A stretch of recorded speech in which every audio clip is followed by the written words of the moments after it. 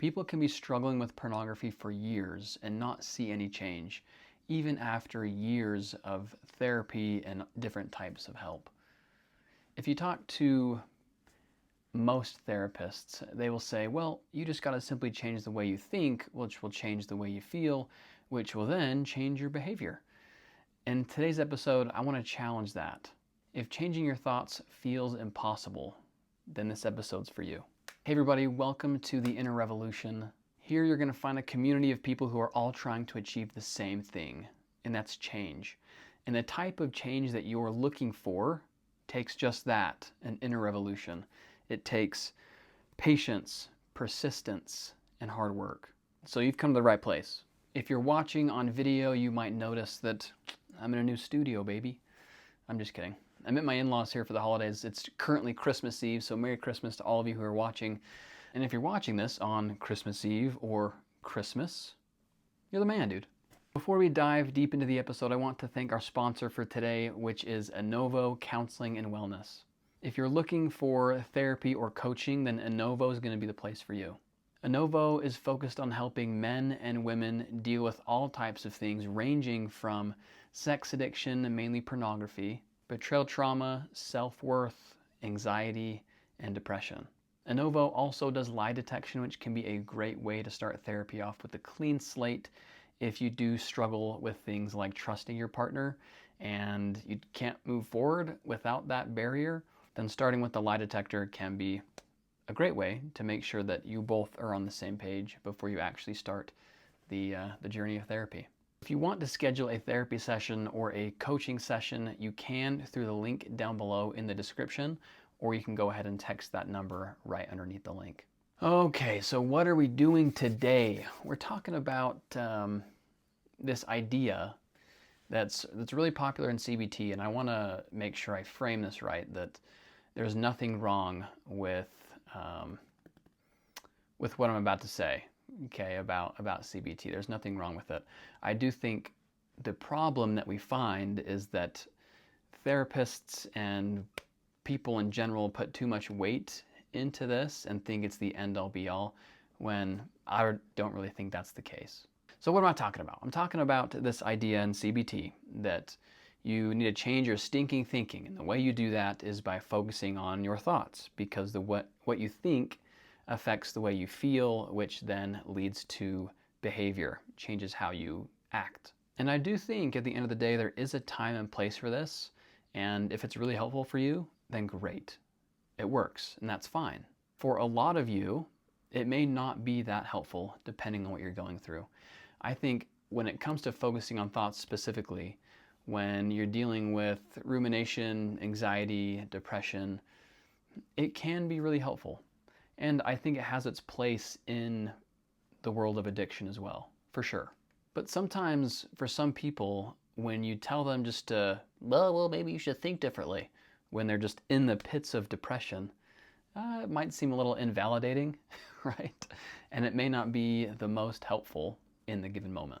Oftentimes, most people who are depressed or they struggle with things like addiction specifically, they don't need to think more. They don't need to focus on their thoughts. Thoughts can be tools, but they can also be obstacles in the way of what you're trying to achieve and where you're trying to go. Now again, you CBT warriors, don't get me wrong. There is a time and place for this, for sure. Again, I'm just stating, I think we put too much weight on we have to change the way we think in order to behave differently. You might be able to see where I'm going with this, because I don't think that's true. I don't think that's true at all. So if you have an immovable thought, or you have this urge or this trigger that's not going away, no matter how hard you think your way out of it, or whatever you try and do, even if you try to defuse from it, right? And it's not working, what do you do at that point? I think the body is one of the most underutilized tools or aspects in change, and especially in the world of recovery. There is a lot of belief around thinking or believing your way out of something. And again, it has its time and place, and we'll talk more about that too, combined with what I'm just about to talk about. But here it is. You ready? Movement is medicine. Okay, and that goes for really almost anything. Generally, if you have an injury, okay, let's say you sprain your hamstring, the good old hammy, like I did running on the beach a couple months ago in California. Not good. Pull the old hammy. But it does no good just to sit on your butt all day hoping that it's going to get better. And eventually it will. But it's going to take a lot longer unless you actually start moving and you put it through the range of motion that you want. This is the range of motion right here with my finger, right? This is where I was before. This is where I wanted to be. And so I put it through that motion as comfortably as I could. Granted, it still kind of hurt. It was uncomfortable. But I was able to get to jogging and running again pretty darn quick. And the reason that happened was because I kept moving. And so in the world of addiction, this is the same thing. Like, this concept works almost exactly the same. I've talked about this a lot, especially in early episodes, if you remember. And if you're an OG, you'll remember, right? I always talk about achieving a goal if you have an urge. It's not about not PMOing. Remember, porn, masturbation, orgasm, that's what PMO means. So it's not about not slipping. That's not really a goal, okay? If you have an urge, then you want to set a goal to do something like get up and walk around for 5 minutes. Go get a drink of water. Go for a little 5-minute jog. Whatever it is, get up and move. Because what we found is that generally, even if you're just sitting, okay, over the course of 10, 15, 30 minutes, your dopamine levels can start to drop. And we've also found is that standing up for just about 5 minutes can bring your dopamine levels back up to about your baseline, or pretty close to normal, even just after 5 minutes. And so here's what I think more people need to focus on and do is action. Action will change the way you feel, which in turn will change the way you think. And so you can see I just flipped the script on that, right? Regular CBT is if you change the way you think, you'll change the way you feel, which will change the way you behave. You flip that bad boy around and the same thing is true. However, I do think it's a shorter way to actually change the way you feel, to change the way you think. I think it's the shortcut to change is when you flip the script, is when you focus on doing and being rather than trying to just think your way out of something or trying to feel good enough or think better thoughts before you actually start to behave in the way that you want. A super simple exercise that I forget if we actually talked about in the diffusion episode specifically, there's an activity called disobey on purpose. And that's where you stand up and you start walking around the room while verbally out loud saying, I cannot walk around this room. I cannot walk around this room. I cannot walk around this room. So what does that tell you? What does that show you? That's an exercise that shows you your body, you can do the exact opposite of what your mind is telling you. And you do that long enough, you walk around the room long enough, your mind will say, oh, why am I saying I can't walk around this room right now? Like, look at what we're doing. This is exactly what we're doing. And it will change the way that you think. And you'll start to get more confidence in yourself because you know, despite what you feel, despite what you are thinking, you can still get up and move and you can do. Which in turn, if you do that long enough, it will change the way you feel and it will change the way you start to think and behave overall. It's a common script or belief in recovery that when I feel better, I will start to behave better. And it's the exact opposite in recovery. You're going to wake up most days not feeling well, especially if you're having things like withdrawals. Like, dude, forget it. You're going to feel awful, but that's a part of it. And so if all you do is focus on the way that you feel or the way that you're thinking, you're going to remain stuck forever. You have to get through this idea that you need to think your way out of something or that you need to think better thoughts, which will then get you to a place to behave a certain way. Movement and actions is a powerful thing. So you've got to get up and move despite how you might be feeling or thinking in that particular day. Now, I know I was kind of talking down to that first way of doing things, right? Focusing on your thoughts, to focus on or to change the way you feel, to change the way you act. I want you to now pair the two together, okay? They go hand in hand. When you pair these two together, you will become unstoppable. This means taking action regardless of the way you feel or regardless of what you're thinking, and then believing that you will become the person that you want. That means thinking differently, thinking about the person that you want to become, and that will only reinforce your actions of the person you're trying to be. You see what I'm saying? So you thought I was just gonna crap on all CBT today, huh? That's not true.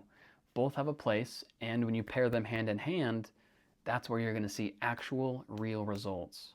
And then my favorite, of course, throwing ACT into it, acceptance and commitment therapy. So no matter what thoughts you feel, no matter what emotions you're feeling, learning to actually diffuse from them, realizing that these are not you, but you don't care enough to really fight them or get them out of here, because they are not going to stop you from doing the things that you want on that given day.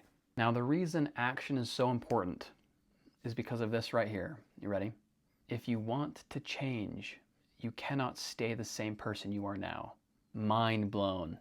I know, it's super simple, but it's true, and I don't think enough people believe that.